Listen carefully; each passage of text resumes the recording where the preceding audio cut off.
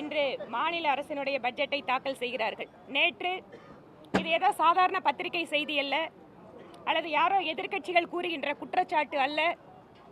அமலாக்கத்துறை மிக தெளிவாக தங்களுடைய அறிக்கையிலே கிட்டத்தட்ட 1000 கோடி ரூபாய் அளவிற்கு டாஸ்மாக் விற்பனையில் ஊழல் நடந்திருப்பதாக மத்திய அரசாங்கத்தினுடைய ஒரு மிகப்பெரிய அமைப்பு ஒரு அறிக்கை வெளியிட்டிருக்கிறார்கள்.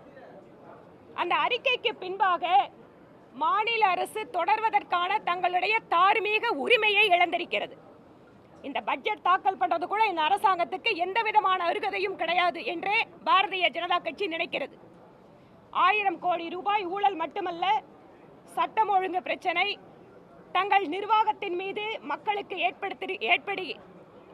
ஏற்படுத்தி இருக்கக்கூடிய அதிருப்தி மற்றும் கோபத்தை திசை திருப்புவதற்காக ரூபாயினுடைய இந்திய அளவில் ஏற்றுக்கொள்ளப்பட்டிருக்கக்கூடிய ஒரு சின்னத்தை மாற்றி ரூபாய் என்று எழுதி பிரச்சனையை திசை திருப்ப மாநில அரசு முயற்சி செய்கிறார்கள். ஒவ்வொருத்தரும் இந்த நாட்டில் பதவி ஏற்றுக்கும் போது அரசியலமைப்பு சட்டத்தின்படி நடந்து கொள்கிறேன் என்று சொல்லித்தான் அத்தனை பேரும் உறுதிமொழி எடுத்துக்கொள்கிறோம். ஆனால் தேர்ந்தெடுக்கப்பட்ட ஒரு அரசு நீங்க ரூபாயை ரொம்ப கேஷுவலா நீங்க தமிழ்ல சொல்றோம், எப்பவும் சொல்றோம், வரவேற்கிறோம். நம்ம மொழியில நம்மளோட எல்லா விஷயத்தையும் எழுதணும், படிக்கணும், தாய்மொழியில நம்ம பேசணும். பாரதிய ஜனதா கட்சி தாய்மொழிக்கு மிகுந்த முக்கியத்துவம் கொடுக்கக்கூடிய கட்சி. ஆனால் ஒரு மாநிலத்தினுடைய முதல்வர் நான் ரூபாய் சன்னத்தை போன வருஷம் போட்டேன், இந்த வருஷம் நான் மாற்றுகிறேன் என்று வெளிப்படையாக தன்னோட சமூக வலைத்தளத்தில் ஒரு கருத்தை பதிவிடுகிறார் என்றால் அவர் எடுத்துக்கொண்ட உறுதிமொழியை மீறுகிறார் என்று அர்த்தம். திராவிட முன்னேற்ற கழகம் இந்த நாட்டினுடைய ஒருமைப்பாடு குறித்து பல்வேறு காலங்களில் என்னவெல்லாம் பேசியிருக்கிறார்கள் என்பது சரித்திரம் அறிந்தது.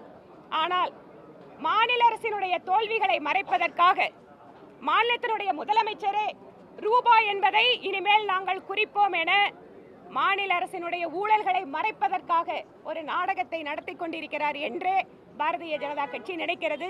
அதனால் அவர்கள் தாக்கல் செய்கின்ற நிதிநிலை அறிக்கையை இன்று புறக்கணிக்கிறோம்.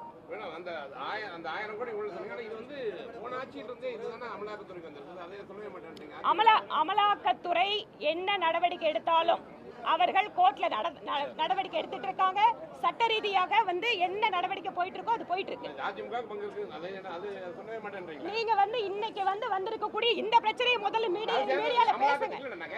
நீங்க அமலாக்கத்துறை தொடர்ந்து இதுக்கு முன்னாடி மட்டும் இல்ல, இருங்க வெயிட் இன்னைக்கு யாரோட பட்ஜெட்?